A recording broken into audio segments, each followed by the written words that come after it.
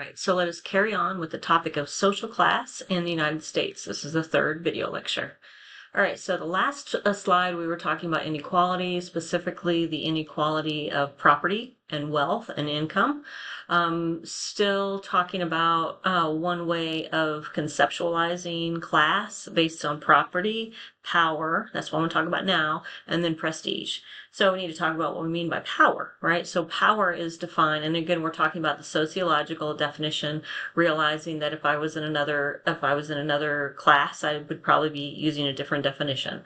But for our purposes, we're defining power as the ability to make other people do things they wouldn't otherwise do.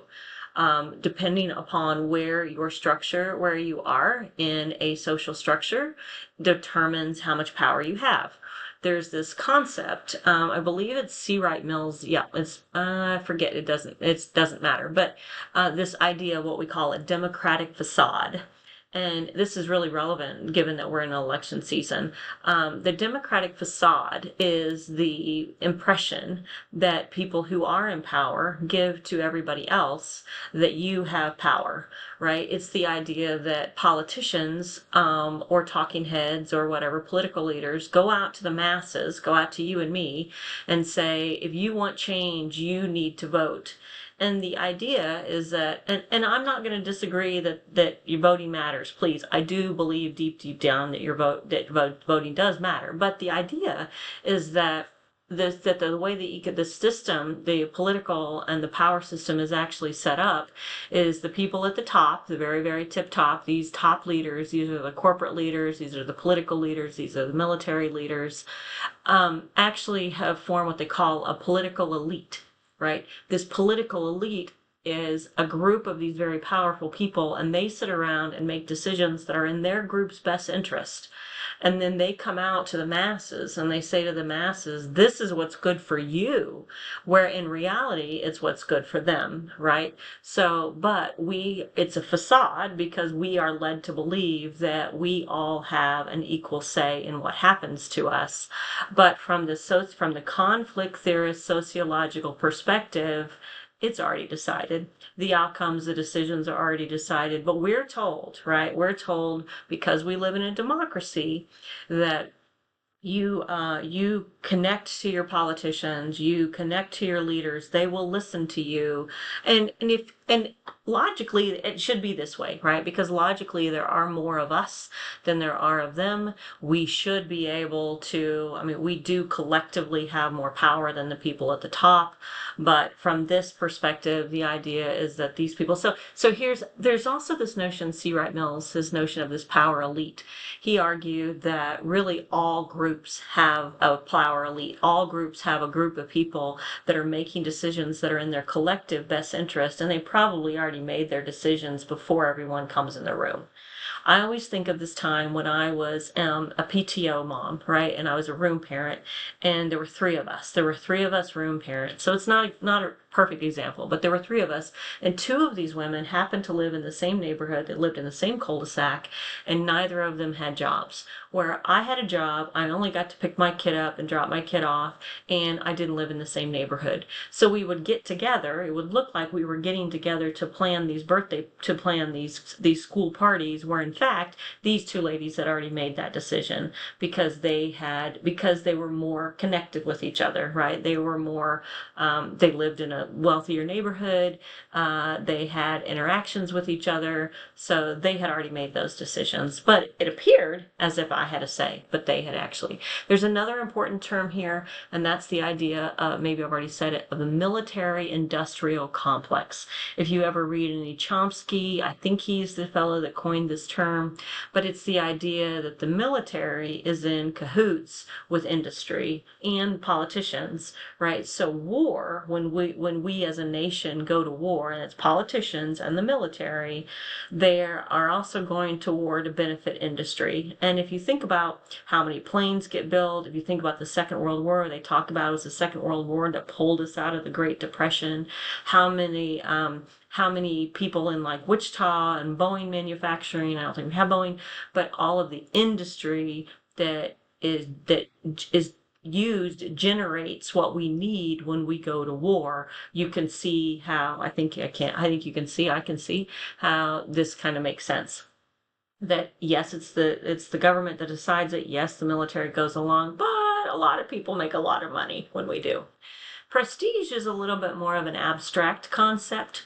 Prestige is this notion of respect and regard, that certain places in our society are given more respect, right? The way when we think about a job, we typically think about the jobs that earn more money, that require more education to get, like the CEO or the president of the college, that have more abstract thought. That they think more about ideas. You have more freedom. Those are the jobs that are associated with greater occupational prestige. But we also can see prestige played out, or we can see that what they call the symbols, the markings of prestige, by like the colors, right? So I think the example in your textbook is like royalty wore purple. Or arriving late, right? So if you think about the doctor-patient relationship, the doctor has more prestige, you wait on the doctor. We're always waiting on the more powerful people, but the powerful people don't wait on the less powerful people. You're going for a job interview, right? You're waiting on the person who's interviewing you, not the other way around.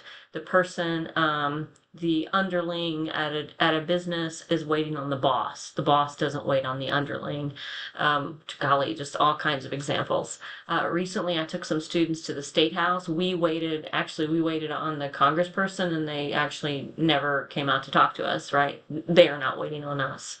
Another kind of silly example is if you think about the dynamic of they never turn their back, right? So people of prestige will turn their back to the audience, but lesser status people don't turn their back to them. So, gosh, you can think about a concert, you can think about celebrities, right? They can turn their back to the audience, but it doesn't work the other way around. And then I forget exactly what labels would be, like letters after their names, right? So you earn certain statuses, and you can put that's what I call when I make reference to my educational status, my PhD. I always call them letters after your name. So your textbook, the definition here is your status is your relative position. Higher status people, their higher relative position to lower status people. Sometimes our occupation, we have status consistency. So status consistency is when all of these people, the OpenStax textbooks makes reference to royalty, and how, what's that one, Markle, I believe is her name. She was of a lower status group, but she marries into a higher status group. So she's status inconsistent, right? Whereas if the